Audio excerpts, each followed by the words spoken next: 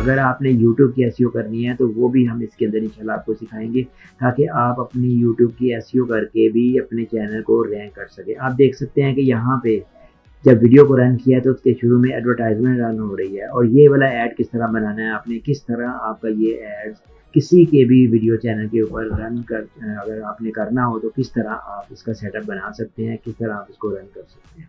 आप देख सकते हैं मैंने इसको स्किप कर दिया, उसके बाद यहाँ पे वीडियो की डेमोस्ट्रेशन स्टार्ट हो चुकी है। मैं यूट्यूब पे आता हूँ, यहाँ पे लिखता हूँ डिजिटल मार्केटिंग सर्विसेज या डिजिटल मार्केटिंग कोर्स।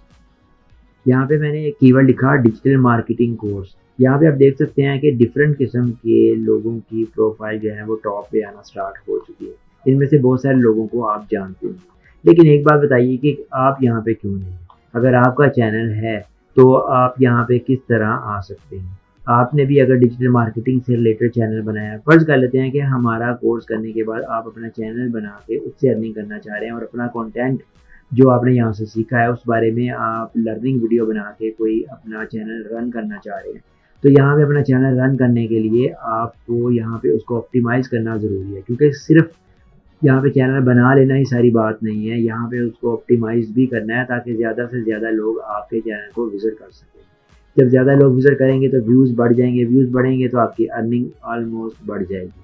तो ये सारा कुछ कैसे होगा, किस तरह हम यहाँ पे इसकी एसईओ कर सकते हैं, ये भी हम इंशाल्लाह ताला आपको 2 मंथ के कोर्स में सिखाएंगे।